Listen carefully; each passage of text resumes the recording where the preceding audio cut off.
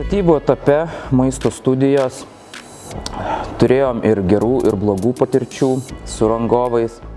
Tai iš tikrųjų norėčiau padėkoti Consality firmai, nes jie tikrai daug padėjo. Ko nepamatydavom mes, ką pražiūrėdavom, jie pamatė visada, mums parodydavo, paaiškino, pasikonsultuodavo, patardavo, kad šitoje vietoje gal dabar reikėtų taip padaryti, o ne, nes paskui nebus kaip padaryti, kaip pavyzdys tokių dalykų. Turėjom ir blogų patirčių su rangovais, kur tiesiog buvo žadama ir nevykdoma, arba tempiamas laikas, arba padaroma ne taip kaip kokybiškai, bet labai džiugu iš tikrųjų ir su šypsena galiu pasakyti, kad šitas procesas, kad ir buvo sunkus, ilgas, bet jis buvo sėkmingas ir su gera patirtim.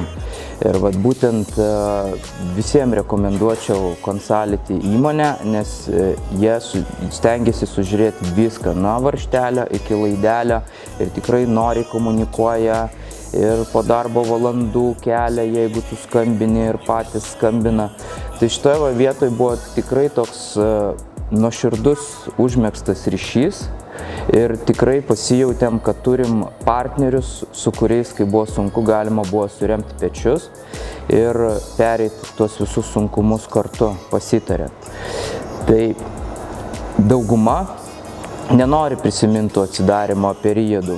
Mes šitoje vietoje tai priėmam kaip gerą patirtį, įgavom daug patirties, išmokom. Jeigu atsidarinėsim dar kitą stacionarą, bus paprasčiau, lengviau.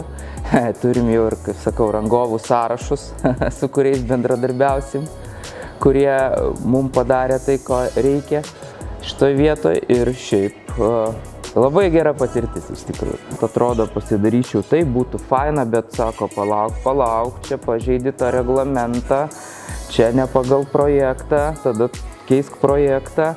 Tai tokie labai daug biurokratijos šitoje vietoje.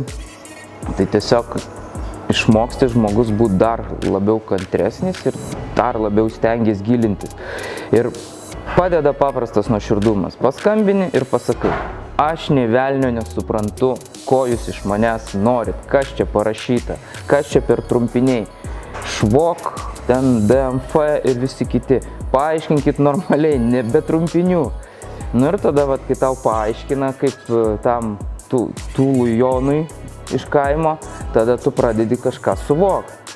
Ir tada jau pradedi konsultuotis. Tau, jeigu taip padarysim, tai padarysim. Tai čia toks didelis augimas pačiam kaip žmogui yra su šitom statybom. Ir tai yra toks varginantis darbas, bet man asmeniškai tai jis patiko ir įdomus.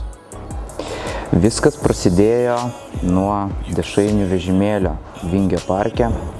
Kaip filmuose yra matoma Amerikoje, kai stovi parkuose nedidukas vežimėlis ir hotdogais prekiauja amerikiečiai. Tai ir mes nusprendėm, pamatę, kad nėra nišos dešrainių Lietuvoje.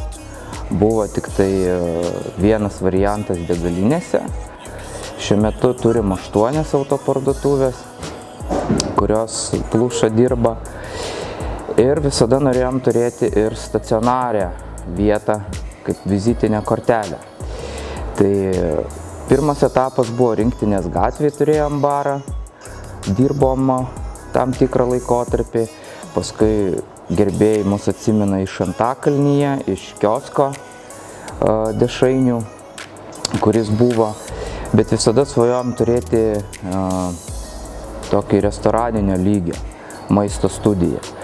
Ir pagaliau po ilgų darbų mums pavyko įgyvendinti šitą svajonę Lukšio gatvėje, Banginėje, šalia Banginio senukų.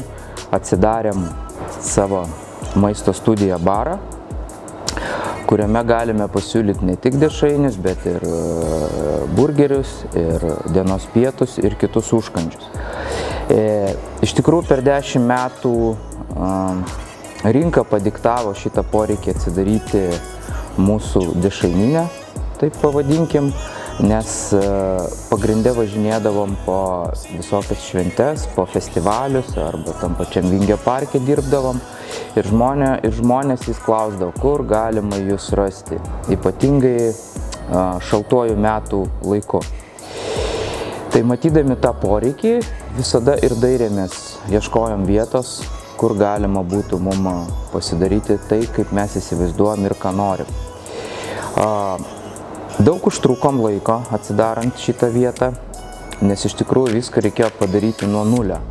Šios patalpos nebuvo pritaikytos maisto gamybai ir pardavimui, tai buvo tokios kaip ofisinės patalpos, kur įėjęs matei tik tai kelias rozetės ir sanitarinį tašką, tualetą su kriaukle. Tai reikėjo viską pasidaryti nuo elektrų, nuo kanalizacijų iki ištraukimų, vėdinimų, priešgaisrinių. Tai buvo tikrai daug darbo ir daug bemiegių naktų ir daug derinimosi, bet džiugu, kad mums pavyko ir laukiam klientų, kurie mus įvertintų.